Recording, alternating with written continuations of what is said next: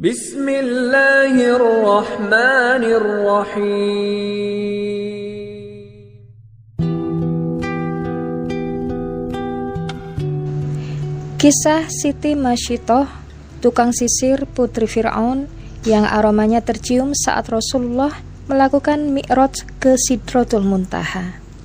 Ribuan abad silam menjadi saksi sejarah kehidupan seorang wanita yang hatinya dipenuhi keimanan dan ketakwaan kepada Allah Subhanahu wa Ta'ala saat tanah piramida dikuasai Fir'aun yang bengis. Ia memaksa seluruh rakyat Mesir menyembahnya. Allah Subhanahu wa Ta'ala telah mengutus Nabi Musa alaihissalam untuk menyelamatkan Bani Israel dari kekejaman Fir'aun. Namun Fir'aun terlalu kejam hingga mereka yang beriman begitu takut untuk memperlihatkan keimanannya kepada Allah Subhanahu wa Ta'ala. Sejak bertahun-tahun silam, keluarga Masyittah setia melayani istana. Ketika agama Nabi Ibrahim alaihissalam disampaikan Nabi Musa di tanah Mesir, mereka mengimaninya, namun tak ada yang tahu keimanan Masyittah, termasuk sang majikan. Hingga suatu hari tibalah saat Allah Subhanahu wa Ta'ala menguji keimanan Masyittah dan keluarganya.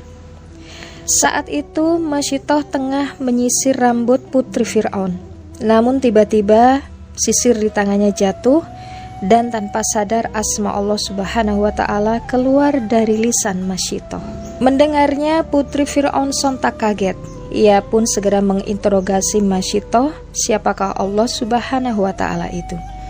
Jika Allah Subhanahu wa Ta'ala itu Tuhan, maka berarti Masyittah siap dihukum mati karena telah menentang Fir'aun, ayahnya. Masyittah tak lantas menjawab pertanyaan sang putri. Keringat dingin menderas di tubuhnya. Ketakutan menderu hatinya. Siapa Allah Subhanahu wa Ta'ala itu? Mengapa kau tak menjawab? Apakah kau punya Tuhan selain ayahku? Seru sang putri.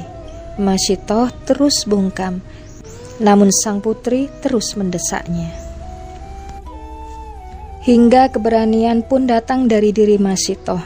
Ia tahu betul inilah saatnya keimanan hendak diuji Allah Subhanahu wa Ta'ala.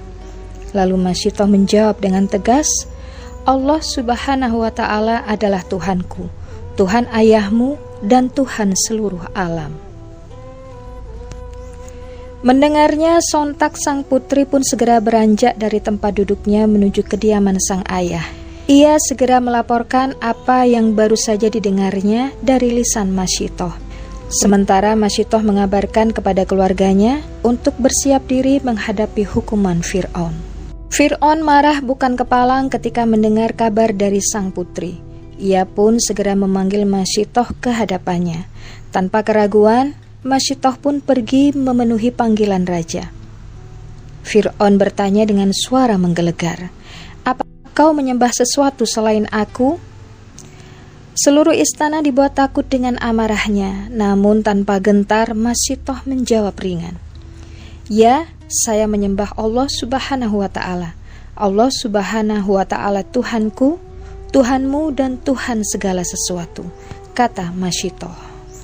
Dengan geram, Fir'aun pun menyuruh pengawalnya untuk mengikat Masyittah, kemudian menaruh seekor ular besar di hadapannya. Namun Masyittah tak bergeming. Marahlah emosi Fir'aun. Ia pun segera memanggil tangan kanannya, Haman, untuk mengeksekusi mati keluarga Masyittah. Haman kemudian segera mengumpulkan beberapa pengawal untuk menangkap Masyittah dan keluarganya. Ia pun kemudian memerintahkan pengawal lain untuk membuat lubang besar untuk diisi air panas layaknya kawah bara dari gunung api, bermaksud merebus hingga mati Masyittah dan keluarganya. Mereka melihat kubangan besar berisi air mendidih yang siap melepuhkan tubuh mereka. Namun hati mereka tak gentar dengan siksaan dari seorang manusia. Mereka memilih beriman kepada Allah Subhanahu wa Ta'ala, Tuhan seluruh manusia. Sebelum dilempar ke air mendidih, mereka ditanya oleh Haman apakah masih akan terus mengimani Allah Subhanahu wa Ta'ala dan enggan menuhankan Fir'aun. Namun jawaban mereka selalu sama setiap kali ditanya. Allah Subhanahu wa Ta'ala adalah Tuhanku, Tuhan Fir'aun, dan Tuhan seluruh alam. kami akan terus beriman kepada Allah sekalipun harus terjun ke kawah mendidih. Maka bulatlah keputusan Haman untuk memasak mereka hidup-hidup dalam kubangan air yang mendidih. Suami Masyitohlah yang pertama kali mendapat giliran. Tubuhnya langsung dilalap air yang mendidih. Tinggal sebongkah daging gosong tak bernyawa. Semuanya dilakukan di hadapan Masyitoh, hingga tinggallah tersisa Masyitoh dan seorang anaknya yang masih bayi. Ia menggendong bayi itu erat-erat, hatinya masih tegar di atas agama Allah. Maka diseretlah ia dan bayinya mendekati air yang teramat panas itu.